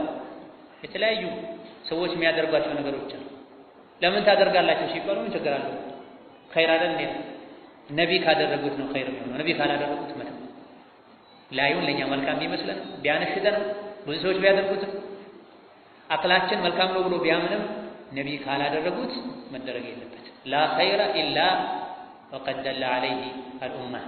ኸይር የተባለን ሁሉ ነብዩ ሰለላሁ ዐለይሂ ወሰለም አመላክተው። ረመዳን ላይ ልክ አዳን እንደሰማን ፈጥነን የምናፈጥረው፣ የፈጅር አዳን እንደሰማን ፈጥነን የምናቆመው፣ ከምግብ የምንታገበው፣ ስሑር ተነስተን የምንበላው፣ ምሽት ላይ ከምንም በፊት በቴምር የምናፈጥረው፣ ካፈጠረን በኋላ መስጂድ መተን ተሰባስበን በጀማዓ የምንሰግደው ነቢይን ለመከተል ነቢይን ተከትለን። እነዚህና ሌሎችም ረመዳን ላይ የሚታዩ ሱናዎች በዛው በረመዳን ብቻ መገደብ የለባቸው። ከረመዳን ውጪም ነቢን መከተል አለ። በሁሉም ነገር ባለባበስ፣ ባነጋገር፣ በቤት በልጅ አያያዝና አስተዳደር፣ ከጎረቤት ጋር ባለን ግንኙነት፣ ንግድ ዓለሙም ላይ ልጆቻችን ስንድርም፣ ቤታችን ውስጥ ሰው ሞተው ጀናዛ ሲሸኝም፣ ሁሌም በሁሉም ነገር ላይ እሳቸውን መከተል አለ። ረመዳን ላይ በቴምር ማፈጥረው ለምንድን ነው? ነቢይ በቴምር አፍጥሩ ስላሉ በቴምር ያፈጥሩ ስለነበረ ነው። ጣፋጩ ቴምር ላይ ነቢይን ተከትለን ሌሎች የሚመሩ ነገሮች ላይ ለምንድን ነው ስሜታችንን የምንከተለው? አለባበስ እንደ ነቢይ አጥር ወንድ ልጅ ልብሱን ከቁርጭምጭሚቱ በታች ማስረዘም የለበትም። የነቢይ ሱና አዘዋል ተግባራው ታይተው የሙስሊም ልብሱ እስከ ባቱ ግማሽ ነው ብላ ከቁርጭምጭሚቱ በታች ያለ በልብስ የተሸፈነ የሰውነት አካል የሳት ነው ብላ ሶስት አይነት ሰዎችን አላህ የቂያም ቀን አያያቸውም፣ መልካም ንግግር አያናግራቸውም፣ ከወንጀላቸው አያጠራቸውም፣ አሳማሚ ቅጣትም አለላቸው ብለው አንደኛው አልሙስቢል ልብሱን የሚጎትት ብላ ወንድ ልብሱን ሊጎትት አይገባም። ነቢይ አንሳ ልብስህን ብለው ኢርፋዕ ኢዛረካ ልብስህን ከፍ አድርግ ብላ ሴት ልጅን ደግሞ ይሄን ሐዲስ ሲሰሙ ሴቶች ከቁርጭምጭሚት በታች ያለ በልብስ የተሸፈነ የሰውነት አካል የሳት ነው የሚለውን ሐዲስ ሲሰሙ ሴቶችስ አሏቸው ሴት ልጅም አንድ ስንዝር ታስረዝም አሉ ነብዩ ሰለላሁ ዐለይሂ ወሰለም። አይበቃም አንድ ስንዝር ሲራመዱ ይገለጣል የገባቸው ሙእሚን ሴቶች አንድ ስንዝር አይበቃም፣ ከቁመታቸው ከገራቸው አልፎ የሚወርደው አንድ ስንዝር ብቻ ከሆነ ሲራመዱ ይገለጣል። አንድ ክንድ ያድርጉት ከዛ እንዳይጨምሩ አሉ ነብዩ ሰለላሁ ዐለይሂ ወሰለም። የወንድና የሴት አለባበስ ይለያል እንደ ሸሪዓ። ሴት ልጅ አንድ ክንድ የጎተተች በየቀኑ መውጣት ይገብዳታል። ሸሪዓ እንዴት ነው አንድ ክንድ ትጎትት ያለው? ብዙ ጊዜ ከቤት ስለማትወጣ በወር አንዴ በሁለት ወር አንዴ በሳምንት አንዴ ብትወጣ ነው ችግር የለም። አንድ ቀን የጎተተች ትህት ስትመጣ ታጥባለች። ወንድ ነው በየቀኑ የሚወጣው አንሳተው ለሳተተው የኢስላም ጥበብ ላይ የተመሰረተ ዲን። የሴት ልብስ ይርዘም ይጎተት፣ የወንድ ከፍ ይበል። ወንድ ለጂሃድ ለልፋት ለመሮጥ ለመሄድ ለመምጣት ለማረስ ለመርዛት ለመዝራት ለመሳፈር የተፈጠረ ብዙ ጊዜ በየቀኑ ስለሚወጣ ልብሱ ከፍ ይበል ተብሎ። ሴት ግን ቤት ስለሆነ የምትውለው ከስንት አንዴ ታማ ልትወጣ ግዴታ የሆነ ዚያራ ልታደርግ ልትወጣ ስለሆነ የምትችለው ብትጎትትም ችግር የለም። ቤት ቁጭ በይ ልብስሽን እንደዚህ ለብሰሽ እንጂ አትውጪ ማለት ቤት ቁጭ በይ። ነገሩ ተቀይሯል። ወንድ ከቁርጭምጭሚት በታች የጎተተ ይሄዳል፣ ሴቷ ደግሞ እስከ ባስ ከፍ አድርጋ ታስከፋለች። ወንድ ቤት ተኝቶ ይውላል፣ ሴት ውጭ ወጥታ ስትዞር ትውላለች። የረሱልን ሰለላሁ ዐለይሂ ወሰለም ሱና እየተጋረረ ስለዚህ በሁሉም ነገር ላይ የእሳቸውን ሱና መከተልን ከረመዳን ልንማር ይገባናል። ከእንቅልፍ ተነስተ ሌሊት ላይ ስውር የምትበላው በማይበላበት ሰዓት ባልተለመደ ሰዓት ሱና ስለሆነ ከሱና አልፎ ሐራም መብላት ክልክል። ነብዩ ሰለላሁ ዐለይሂ ወሰለም አጢብ መጥዓመከ ምግብህን አጥራ ብላ። ረመዳን ላይ ሐላሉን ምግብ ተከልክለሃል ትከለከላለህ። የሆነ ሰዓት ላይ ደግሞ ብላ ተብለሃል፣ የከበደ ተነስተ ትበላለህ። ሱናን ለመከተል ሌሎችም ነገሮች ላይ ሱናን ልንከተል ይገባናል። ተራዊህ መተን የምንሰግደው ሱናን ለመከተል። ከረመዳን ውጪ ፈርዱን ለመስገድ ታዘናል። መስጂድ መተን በጀማዓ እንድንሰግድ ታዘናል። የረሱሉ ሰለላሁ ዐለይሂ ወሰለም ሱና የጀነት ቁልፍ ነው። መን ተመሰከ ቢሱነህ ደኸለል ጀነህ ብላ ነብዩ ሰለላሁ ዐለይሂ ወሰለም። ሱና ላይ የተጣበቀ በሁሉም ነገር ሱናን ይዞ የተጓዘ ጀነት ገባ ብላ ይሄ ነብይ ሐዲስ። ስለዚህ ረመዳን ጾም ሱናን ሊያስተምረን ይገባል። በሁሉም ቦታ በሁሉም ነገር ላይ የእሳቸውን ፈለግ ልንከተል ይገባል። ላ ዩእሚኑ አሐዱኩም ማናችሁም አያምንም ትክክለኛ ሙእሚን አይሆንም ስሜቱ ፍላጎቱ እኔ ይዤው ከመጣሁት ሸሪዓ ጋር እስካልገጠመ ድረስ ብላ። ሐዲሱ ሰነድ ላይ መቃል ቢኖርበትም እነ ነወዊ ሌሎችም ሐሰን ብለውታል። ማዕናው ሷሂህና ትክክል ነው። ማናችሁም አያምንም ትክክለኛ ሙእሚን አይሆንም ስሜቱ ፍላጎቱ እኔ ይዤው ከመጣሁት ሸሪዓ ጋር እስካልገጠመ ድረስ ብላ። ስለዚህ ከቁርአን ከሐዲስ ጋር የሚጻረር ፍላጎት ሊኖረን አይገባም። አላህ የሚፈልገው አንድ እኛ የምንፈልገው ሌላ ሊሆን አይገባም። ሙእሚንነት የሚፈተነው እዚህ ጋር የራሳችን ፍላጎት በመተው ሸሪዓን በመከተል ወከዛሊክ የተለያዩ የሚከብዱን ዒባዳዎች ረመዳን ላይ ቀላል መሆናቸውን እናያለን። ከረመዳን ከጾም ከምንወስዳቸው ቁም ነገሮች አንዱ የተለያዩ ሌላ ጊዜ ይከብዳሉ ብለን የምናስብ ዒባዳዎች ቀላል እንደሆኑ ገር እንደሆኑ የሚቻሉ መሆናቸውን ከረመዳን እንረዳለን። ለይለ ሶላት መስገድ ሁላችንም እንመኛለን። ጥቂት ጠንካራ ሰዎች እንጂ አይሰጉም። በየጊዜው ቁርአን ማክተም እናፍቃለን፣ እንመኛለን። ጥቂት የአላህ ባሮች እንጂ በቋሚነት ቁርአን እየቀሩ አያኸትሙ። ጾም ማዘውተር እንጓጓለን፣ እንመኛለን። ጥቂት አላህ ያገረላቸው የወፈቃቸው ታግለው ራሳቸውን ያሰለጠኑ ሰዎች እንጂ አይጾሙም። ዓመት ውስጥ የተለያዩ ጾሞች አሉ። ዑድር የሌለው ሰው እነዚህ ጾሞችን ሊጾም ይገባዋል። ከረያን በር የሚገባውን ፈርዱን ብቻ ሳይሆን ሱናን ጨምሮ የሚጾም ሰው ነው። ረመዳን ላይ ግን እነዚህ በሙሉ ቀላል እንደሆኑ እናያለን። ከፈርዱ አልፎ ለአንድ ሰዓት ለሁለት ሰዓት ገደማ 11 23 ረካ እየሰገደን ከረመዳን ውጪ 11 በራሳችን አቀራር ግማሽ ሰው አንድ ሰው እየቀራን መስገድ እንዴት ያቅተናል? ረመዳን ላይ ቁርአን ደጋግመን ያከተመን ከረመዳን ውጪ በሶስት ቀን አንዴ በሳምንት አንዴ ቢያንስ በወር አንዴ ማክተም እንዴት ያቅተናል? ማይቻል ሆኖ አይደል? ረመዳን ወሩን ሙሉ አከታትለን እየጾምን ከዛ በኋላ በየወሩ 3 ቀን መጾም እንዴት ያቅተናል? በሳምንት አንድ ቀን 2 ቀን መጾም እንዴት ያቅተናል? ካመንበት ዑድር ከሌለ የጉልበት ስራ የሚሰራ መጾም የዕለት ጉርሱን እንዳያገኝ የሚያደርገው ራሱ ቤተሰቡን እንዲራብ የሚያደርገው ሰው ፈርድ ከጾም ይበቃል። አረፋ፣ አሹራ መሰል የሆኑ በዓመት አንዴ የሚመጡ ጾሞችን ከጾም ይበቃል። ነገር ግን የጤና ችግር የሌለበት የጉልበት ስራ የማይሰራ ምንም ከመጾም የሚከለክለው ነገር የሌለ ሰው ዓመቱ ሙሉ መጾም የሚከለክለው ምንድን ነው? ስንፍና ነው። ረመዳን 30 ቀን በግዴታነት መጾማችን የጾም ዒባዳ ቀላል እንደሆነ ያሳየናል። እነዚህ ጾም ውስጥ ያሉ የተለያዩ ዒባዳዎች ቁርአኑ፣ ጾሙ፣ ሶላት ለይሉ የሚቋረጣል ዓመት ሙሉ ያለን አላህ ተባረከ ወተዓላ የሚወዳቸው የሚቀበላቸው ዒባዳዎች ናቸው። አድም الصيام مع القيام تعبدا فكلاهما عملان مقبولان ብለዋል አልቀሕጣኒ ረሕመቱላሂ ዐለይህ። ጾምን የሌሊት ሶላትን አዘውትር ሁለቱም አላህ የሚወዳቸው የሚቀበላቸው ዒባዳዎች ናቸው ማለታቸው። ከቻሉበት ቀላል ነው። በየወሩ 3 ቀን የጾመ ሰው ዓመት ሙሉ እንደ ጾም ይቆጠርለታል ብለዋል ነብዩ ሰለላሁ ዐለይሂ ወሰለም። ሰኞና ሐሙስ መጾም ወንጀል ያራግፋል፣ አላህ ዘንድ ስራችን ተቀባይነት እንዲያገኝ ያደርጋል። አሹራን መጾም፣ አረፋን መጾም እነዚህም ካልፎ አልፎ የሚመጡትን የማይጾሙ ብዙ ሰዎች አሉ። ፈርዱ ከጾም ይበቃኛል ያ ፈርዱ ላይ ጉድለት ቢኖር የሚያካክሱ እነዚህ ጾሞች ከመሆናቸው ጋር ማለት ነው። ወከዛሊክ ጾምን፣ ቁርአንን፣ የሌሊት ስግደትን ማብዛት ጀነት ላይ ንጉስ መሆንን ያስገኛል። እዚህ ዱንያ ላይ ጾም፣ የሌሊት ሶላት፣ ቁርአን ያዘወተረ ሰው ያለምንም ጥርጥር ጀነት ላይ ንጉስ ይሆናል። እዚህ የለፋበትን ዋጋ አኺራ ላይ ያገኛል።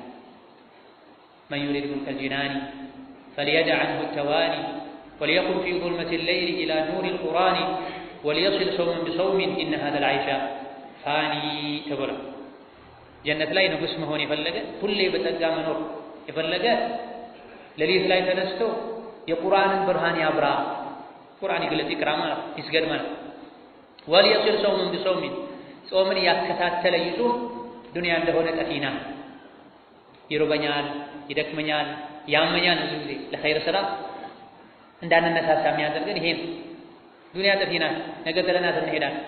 ስራ ድከም እዚህ የደከመ የሰራ አኺራ ላይ ይከብር ያርፍ። እዚህ ያልሰራ ያለፋ ያልደከመ አኺራ ላይ የጀሃነም እሳት ካቴና መዶሻ ያደክመዋል ያደቀዋል። እዚህ ምንድነው? በስራ አላህና መልእክተኛው የወደዱትን የመረጡትን ስራ በመስራት እዚህ ረመዳን ላይ የጀመርናቸው ኸይር ስራዎችን የረመዳን መድረሳ ውስጥ ገብተን የሰለጠናቸው ስልጠናዎችን እድሜ ልካችንን ልንተገበራቸው ይገባል። ከረመዳን በኋላ ወዲያውኑ ሸዋል፣ ከሸዋል በኋላ ዙልሒጃ፣ ከዛ ሙሐረማን፣ ከዛ በኋላ በየወሩ የሚጾሙ ጾሞች፣ ዒባዳዎች፣ ሶላቶች፣ ቁርአኖች። እዚህ ቅድም መግቢያ አካባቢ ላይ እንዳልነው አንድ ሰው ተማረ የሚባለው ተምሮ ትምህርት ጨርሶ ሲወጣ ያ የተማረውን ነገር እድሜ ልኩን ያዳበረው ከሄደ ነው። ትምህርት ጨረስኩ ብሎ ካቆመ ወደ ታች ነው የሚወርደው። ሀከዛ ረመዳን ላይ የጀመርናቸው ያገኘናቸው ኸይር ነገሮችን እያዳበረን እያሳደገን እያሻሻለን ከማንነታችን ጋር የተቆራኙ እንዲሆኑ የዘውትር መለያችን እንዲሆኑ ማድረግ መቻል አለብን። ረመዳን መድረሳ የሚሆነው ይሄኔ ካልሆነ በዚህ በር ገብቶ በዛ በር ዩኒቨርሲቲ ተምሬያለሁ ገብቻለሁ ሰዎች አሉ ሲያሾፉ በአንደኛው በር ገብቼ በላይኛው በር ወጥቻለሁ ይላሉ። ሀከዛ ረመዳን ላይ ይሄ ሆነ የለም። ረመዳን ብዙ መድረሳዎች ያሉ ውስጡ ላይ ምንም ሳንጠቀም ምንም ሳናገኝ ከውስጥ ገብተን ልንወጣ አይገባም። ሌላው ከረመዳን የምንወስደው ትልቁም ነገር ጂሃዱ ነፍስ ወሸይጣን ሸይጣንና ነፍስያን መታገል ሀዋን ስሜትን መታገል። ያለ ትግል የሚሆን ነገር የለም። እዚህ ዱንያ ላይ እንኳን ሰርቶ ለመክበር ለመለወጥ ትግል ያስፈልጋል። ወልዶ ለማሳደግ ትግል ያስፈልጋል። ጀነት ለመግባት ትግል ያስፈልጋል። ትግላችን ፍሬ የሚያፈራው የምናሸንፈው ረመዳን ላይ ብዙ ጊዜ መጾም አልችልም ሲል የቆየ ሰው ረመዳን ላይ ይችላል፣ ይጾማል። መስገድ አልችልም ሲል የቆየ ሰው ረመዳን ላይ ይችላል። ማሸነፍ ይቻላል ማለት ነው። ስሜትን፣ ፍላጎትን፣ ሸይጣንን፣ ነፍስያን ማሸነፍ ይቻላል። ቀኑን ሙሉ ከምግብ ከመጠጥ መታቀብ ስሜትን ማሸነፍ ነው። ከረመዳን ውጪ ሐራምን ከመብላት፣ ሐራምን ከማየት፣ ሐራምን ከመናገር፣ ወደ መጥፎ ቦታ ከመሄድ ነፍስያችንን ታግለን ልናሸንፋት ልናስቆማት ይገባል። ወደ ኸይር ስራ ታግለን ልናስነሳት ይገባል። ከትልልቅ የጂሃድ አይነቶች አንዱ ስሜትን መታገል፣ ሸይጣንን መታገል። ነፍሱና ሸይጣኑን ያሸነፈ ሌላው ትግል ላይ ጂሃድ ላይ ማሸነፍ ይችላል። ነፍስና ሸይጣንን ያላሸነፈ ሁሌ ይሸነፋልና ጦር ሜዳ ላይ ሄዶ ጂሃድ ማድረግን ይመኛል። ብዙ ጊዜ ሙስሊም ይጓጓል። መች ነው ጂሃድ አግኝቼ ሸሂድ ሆነው ይላል። ነገር ግን ብርድ ልብሱን ከላዩ ላይ አንስቶ ጥሎ ፈጅር መጥቶ መስገድ ይከብዳል። በሳምንት አንድ ቀን በወር አንድ ቀን መጾም ይከብዳል። አላህ ከሰጠው ብዙ ሚሊዮን 1 ሚሊዮን አውጥቶ መስጂድ መስራት ይከብዳል። ወመዕ ዛሊክ ጂሃድን ይመኛል። ትልቁ ጂሃድ ነፍስን መታገል ነው። የታዘዘችውን እንድትፈጽም የተከለከለችውን እንድትከለከል። ትልቁ ጂሃድ ሸይጣንን ማሸነፍ ነው። ወደ ጀሀነም ሲጠራ ወደ ወንጀል ሲጠራ አይሆንም ብሎ ብረት ሆኖ መቆም መጽናት፣ ይሄ ነው ትልቅ ጂሃድ። ይሄ ጂሃድ ላይ ያላሸነፈ ጀነት መግባት አይችልም በቀላሉ። ኢዳ ከረመዳን ስሜትን፣ ነፍስያን፣ ሸይጣንን የማሸነፍን ትምህርት ልንወስድ ይገባናል። ከረመዳን የወሰድነውን ደግሞ ልንጸናበት ይገባል። ብዙ ምግቦች ያማሯቸው የማይበሉ ሰዎች አሉ። ጾም ስለሆነ መቼ ያዳን ብሎ በበላው ይላሉ። ህፃናት ሁሉ ሳይቀር ትንንሽ ህፃኖች ሁሉ ጣፋጭ ነገር ብትሰጣቸው ጾመኛ ነኝ ብለው ይዘው ይውላሉ። ስንት ሰዓት ነው ይሉሃል፣ በተደጋጋሚ ይጠይቁሃል። አዋቂም እንደዚህ የሚያደርገው አለ፣ ይጓጓል እስኪበላ ድረስ። መሀል ላይ ተደብቆ መጉረስ እኮ ይችላል። የማያደርገው ለምንድን ነው? ስሜቱን ስላሸነፈ፣ ሸይጣንን ስላሸነፈ። ብላ ጠጣ፣ ማንም አያውቅብህም ይላል። የሚሸነፉ አሉ፣ ረመዳን ላይ የሚበሉ አሉ ተደብቀው። ረመዳን ላይ ቆሻሻ ተግባር ላይ የሚወድቁ አሉ፣ ረመዳንም ላይ ተሸንፈው ማለት። እኛ ረመዳን ላይ እንዳሸነፍነው ከረመዳን ውጪም ለማሸነፍ ልንታገል ይገባናል። ወከዛልክ ከዚህ ተቀራራቢ የሆነው ረመዳን መጥፎ ልማዶችን ማስወገድ፣ ከመጥፎ ልማዶች መላቀቅ የምንችልበት መድረሳ ነው። አመቱ ሙሉ መጥፎ ልማድ ገዝቷቸው ባሪያ አድርጓቸው የሚኖሩ ሰዎች አሉ።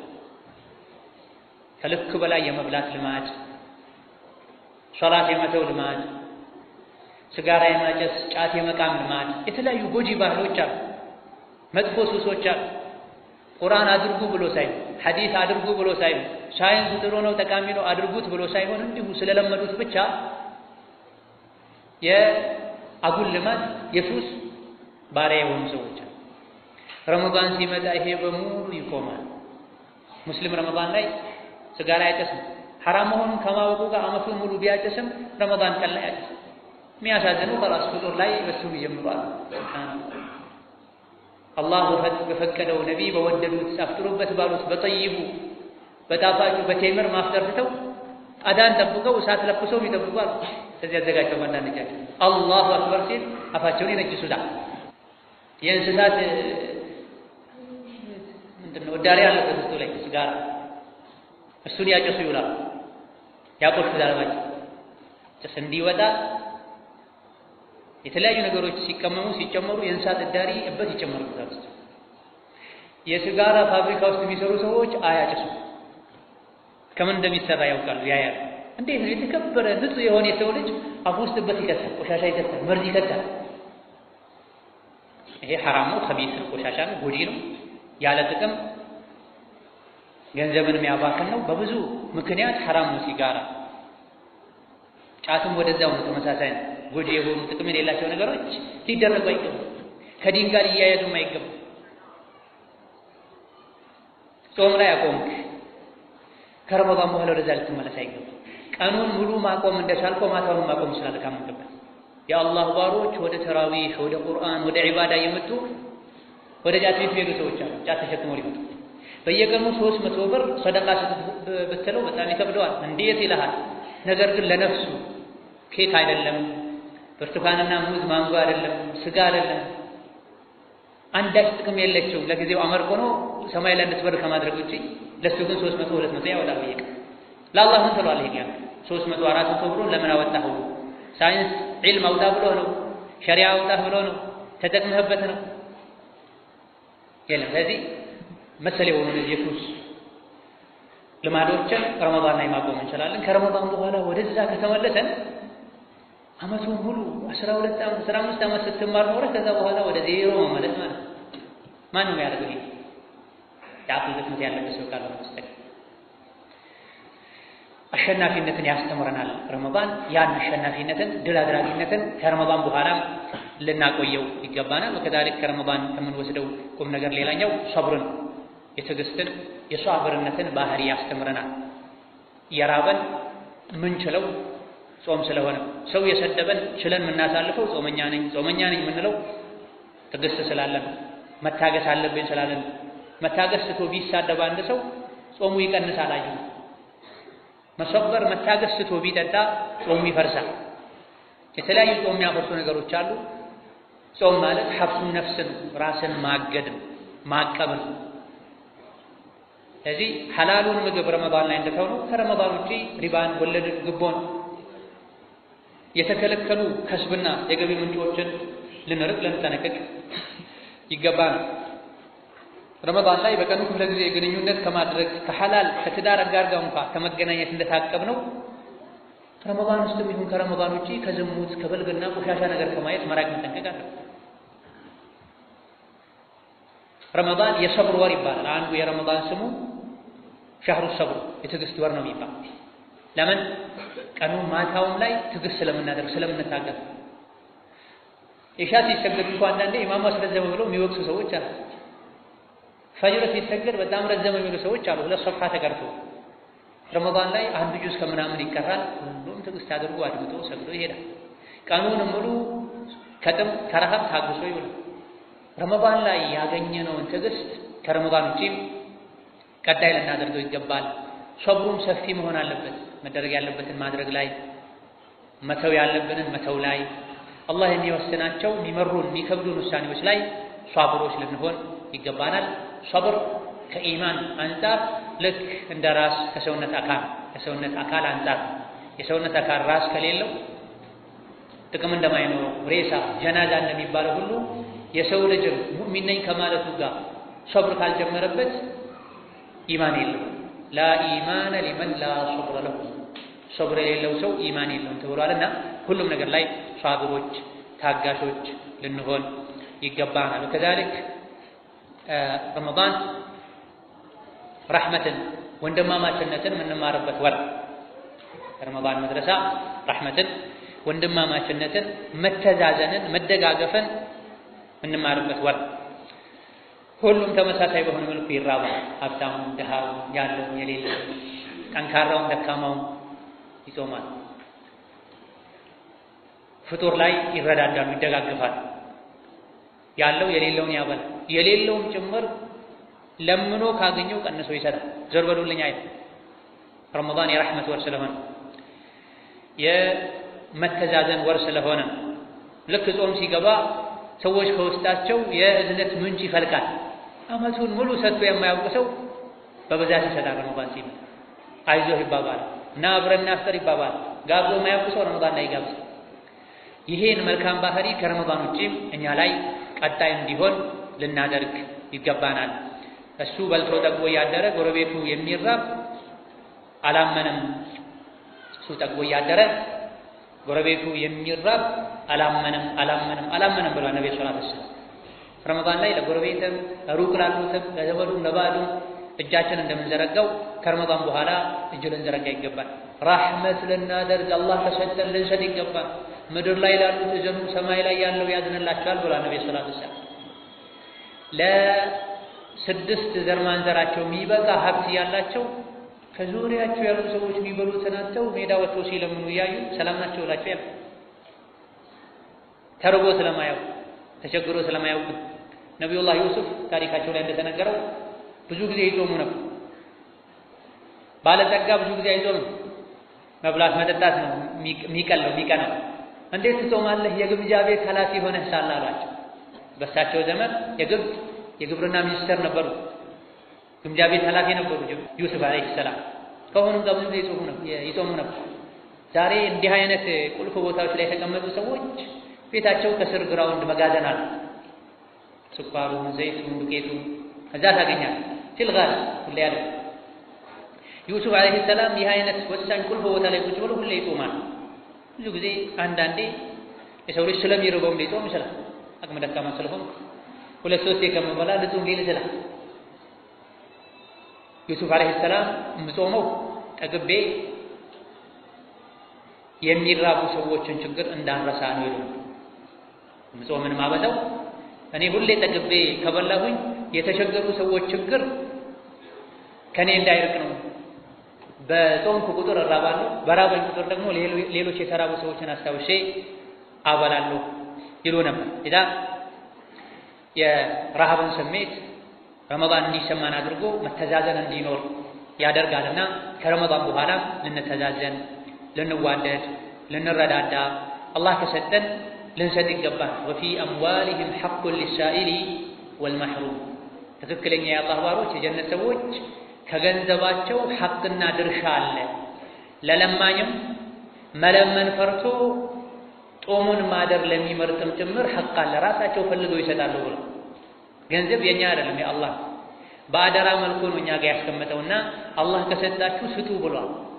እኔ ላቤን ጠብ አድርጌ ባገኘሁት ማን እሱን ምን አገባው እሷን ምን አገባት አትበል። ወደድከም ጠላህ ቢመርህም ልትውጠው ይገባል። ከገንዘብህ ለአቅመ ደካሞች ሐቅ አለ። ይሄን ሐቅ ካልሰጠህ የቂያም ቀን ትያዛለህ። የሰው ሐቅ ስትወስድ እንደምትያዝ ነው። ይሄን ተረዳ ያ አብደላህ ወያ አመተላህ። የሰው ሐቅ የወሰደ እንደሚያዘው ሁሉ አላህ ከሰጠህ ለምስኪኖች ቀንሰህ እንድትሰጥ የታዘዝከውን ካልሰጠህ ትጠየቃለህ። በዘካም ይሁን ከዘካ በተጨማሪ ከዙሪያህ ያሉ ያላንተ ማንም ሊረዳቸው የሌለ ሙስሊም ወንድሞችህን ከሙስሊም አልፎ ካፍርም ቢሆን ከዙሪያ ኖሮ ተርቦ ሲሞት ካየህ መመገባል መርዳት አለ። ወይطعمون الطعام على حبه مسكينا ويتيما واسيرا አሲር ማለት ምርኮኛ ማለት ነው። ምርኮኛ ካፍር ነው። ዒባዱ ረሕማን የአላህ ባሮች ምስኪንን ያበላሉ፣ የቲምን ያበላሉ፣ ተማርኮ የታሰረን እስረኛ ያበላሉ። ከጦር ሜዳ ላይ ማርከ መታመጣው ካፍር ሲሆን ሙስሊም ወንድም ጋር አትገላል። ኢዳ መስጠትን ልንለምድ ይገባናል። ረመዳን አስለምዶናል፣ አስተምሮናል፣ አሰልጥኖናል። ከዛ በኋላ ልንቀጥል ይገባል። ረመዳን ላይ ብቻ ግር አድርገህ አምጥተህ የሰዎችን ማዕድ ቤት ከምትሞላ ዓመቱን ሙሉ ፕሮግራም አውጥተህ ስትቸገሩ ንገሩኝ። መንገር ቢከብዳቸው ከሆነም በር ያንኳኳ ስለበራቸው ላይ ያስቀምጥ። የሚስጥር ሰደቃ የአላህን ቁጣ ያበርዳል ተብሎ ከጀሃነም ያድናል ተብሎ ረመዳን ላይ በጋጋታ አምጥተህ ብዙ ከምትሰጥ ከረመዳን ውጭ ሲቸገሩ ሁለት የሶስት የመስጠት አጅሩ ይበልጣል። አው ኢጥዓሙ ፊ የውሚን ማዳ ዚ መስገባ ጫንቃህን ከጀሃነም የምታድነው አቀበቱን ተሻግረህ ጀነት የምትገባው የተለያዩ መልካም ስራዎችን ስትሰራ ከዚህ አንዱ አው ኢጥዓሙ ፊ የውሚን ዚ መስገባ በረሃብ የተሞላ ወቅት ጊዜ ላይ ቦታ ላይ ምስኪንን ማብላት ነው። ከጀሃነም ራስን ነፃ የምታወጣበት መንገድ አቀበቱን ተሻግረህ ጀነት የምትገባበት ዳገቱን ወጥተህ ወርደህ በሰላም የምታርፍበት ጀነት የምትገባበት መንገድ ምስኪንን ማብላት ነው። መቼ? በረሃብ ጊዜ፣ በችግር ጊዜ። ረመዳን ላይ ሁሉም ስለሚሰጥ አማራጮች ይኖራል። ረመዳን ላይ ሰደቃ አጅሩ በዛ ይላል። ነገር ግን የሚሰጥ ቁጥሩ በሚያንስበት ጊዜ የተራበ በበዛበት ጊዜ የምትሰጠው መስከረምም ላይ ይሁን ታህሳስም ላይ ይሁን ሸዋልም ላይ ይሁን ዙልቃዕዳም ላይ ይሁን አጅሩ ይበዛል። ረመዳን ሰው ሲሰጥ አይተህ ለነሻጣ ይሰጣል እንትባል ልሰጥም ይችላል። የሚገፋፉ ነገሮች አሉ። ከረመዳን ውጪ ግን ክረምት በጋ ላይ ሰው የሚቸገርበት ወቅት ላይ ከቻልክ ማንነትን ሳትገልጽ በረን ኳክተህ የሚታመን ሰው ልከህ አላህ ሰጥቷችሁ ነው በል። በዚህ አላህ ይወዳል። ማግኘትህ ያኮራሃል። ከዙሪያ ያሉ ሰዎች ዱዓ ያደርጉልሃል፣ አይመቃኙም። ብቻህን በር ዘግተህ ስትበላ ይመቃኙ፣ ሊያጠቁህ ይሞክራሉ። ጥፋትህን ውድቀትህን ይመኛሉ። ኢዳ ረመዳን ላይ በር ላይ ተውጥለው የሚሉ ሰዎች አሉ። ማንነታቸውን ማናውቅ መስጂድ በር ላይ አስቀምጠው ማን አመጡ አህለል ኸይር መጣይ አህለል ኸይርነት በረመዳን ብቻ መገደብ የለበትም። ያ አላህ ወያ ረመተላህ ከሰጠን ቀነዘን ብዙ ነው የሰጠን አላህ ትንሽ ነው የጠየቀን። ያቺ ትንሽ ግን ለሌሎች ብዙ ትሆናለች፣ ትልቅ ትሆናለች። ጭካኔን ከውስጣችን እናወጣ፣ ረህማን ይኖር። ልጄ ሲራብ ሆዴ እንደሚረበሸው የስጋ ዘመዴ የላ ኢላሀ ኢላላህ ዘመዴ የሰብአዊነት ዘመዴ ወገኔ ሲራብ ሊሰማኝ ይገባል። እንዴት ይዋጥላል? እንዴት ትችላለህ? ስንቶች ጾማቸው ነው ጾማቸውን እያደሩ እያወቅ የምግብ አይነት ደርድረህ ስትበላ ደርድረህ ስትበይ እንዴት ይዋጣል? ኢማን ካለ ረህማ ካለ ውስጣችን። ጎረቤቴ ዛሬ ላይ ኖሮ ይችላል ውሰዱ በል ቀንሰህ ላክ ከበሰለውም ከጥሬ። ይሄ ረመዳን ላይ ብቻ መቆም የለበትም። ከረመዳን በኋላ ይህ ሊሆን ይገባዋል። ለፈቂሮች ለምስኪኖች ልናዝ ይገባል። ወሀከዛ ረመዳን አንድነትን ያስተምረናል፣ ልዩነትን ያስወግዳል። ፈጅር አላሁ አክበር ሲል አብረን ምግብ እናቆማለን። መግሪብ አላሁ አክበር ሲል አብረን እንጀምራለን። ይህ አይነቱ አንድነት የትም በምንም ሊገኝ አይችልም። ኡማው ተባላ፣ ኡማው ተከፋፈለ፣ ተቆራረጠ እያለን ሁሌ ከማዘን ምስጢሩ ምንድነው? ምክንያቱ ምንድነው? ከመንገድ ወጥተን ከሱና ወጥተን መግሪብ አዳን ሲል አፍጥሩ የነቢ ሱና ነው። ሱሑር አዳን ሲል ፈጅር አዳን ሲል አቆሙ የነቢ ሱና ነው፣ ግዴታ የሆነ ሱና ማለት። ሌሎችም ነገሮች ላይ ሱናውን ተከተለን ብንሄድ እውነተኛው አንድነት ይመጣል። አንድ ሀገር ላይ ያሉ በሙሉ የመግሪብ አዳንን ሲሰሙ ምግብ ይጀምራሉ፣ የፈጅር አዳንን ሲሰሙ ምግብ ያቆማሉ። አንድ ያደረጋቸው ምንድነው? እስላም፣ ሱና፣ ሸሪዓ። ሌሎችም ነገሮች ላይ እርስ በርስ መከፋፈሉ የመጣው አንዱ ስሜቱ፣ ሌላኛው ሱናው፣ ሌላኛው ባህሉ ስለተከተለ። እነዚህና ሌሎችም ጾም ውስጥ ያሉ ቁም ነገሮችን ደርሶችን ልናጠና ልንማር ልንመራመር ይገባል። ከዛ በኋላ ወደ ራሳችን ልናመጣቸው ይገባል። አሁን የተዘከቱ በጥቂቱ የጾም መድረሳ የሚያስገኛቸው ጥቅምና ቁም ነገሮች እነዚህ ብቻ አይደሉም፣ ብዙ ናቸው። ከነዚህ ውጪም ያሉ ራሳችን ስናስተነተን የምናገኛቸው፣ ስናነብ የምናገኛቸው፣ ስንማር የምናገኛቸው አሉ። ዋናው ቁም ነገር ገብቶ መማሩ አይደለም፣ ተምሮ ተመርቆ ነው። ከዛ በኋላ ራስን እያዳበሩ እያሳደጉ እነዚህ ነገሮች እየጨመሩ መሄዱ።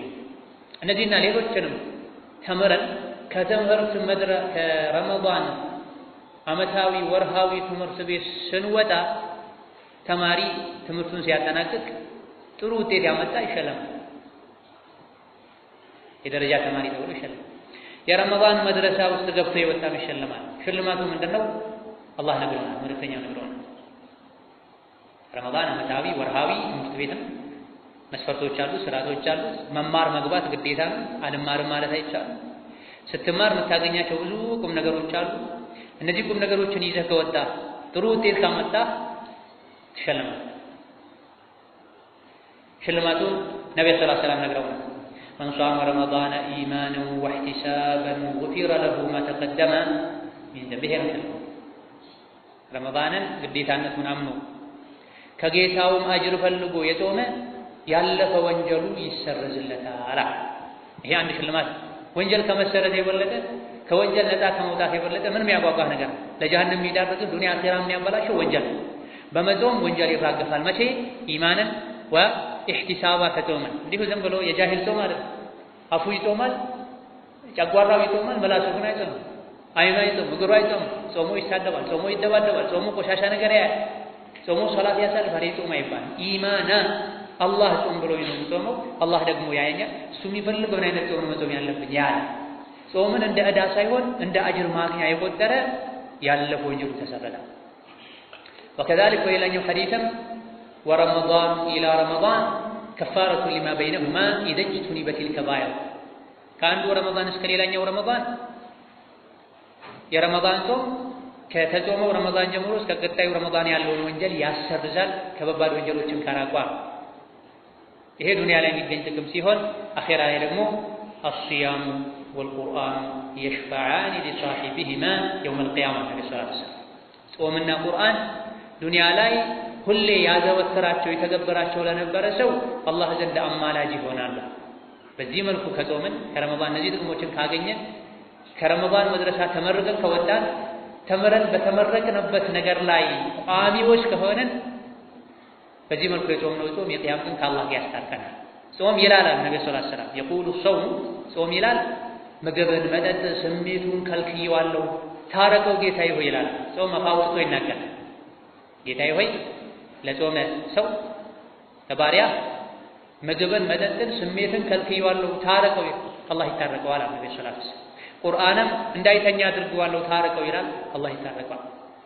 እዚህ ከጾም መድረሳ እነዚህና መሰል የሆኑ ነገሮችን አግኝተን ተመርቀን ተሸልመን ከተከበርን በኋላ የገነባነውን ልናፈርስ የተማርነውን ልንረሳ አይገባም። አላህ ተባረከ ወተዓላ ረመዳንን በአግባቡ ጾመው ሌሊቱን በዒባዳ አሳልፈው ጀነት በመግባት ከሚታደሙ ከሚከበሩ ባሮቹ ያደርገን። ኢንነሁ ዐላ ኩሊ ሸይኢን ቀዲር ወቢልኢጃበቲ ጀዲር ወሰለላሁ ወሰለም ወባረከ ዐላ ዐብዲሂ ወረሱሊሂ ሙሐመድ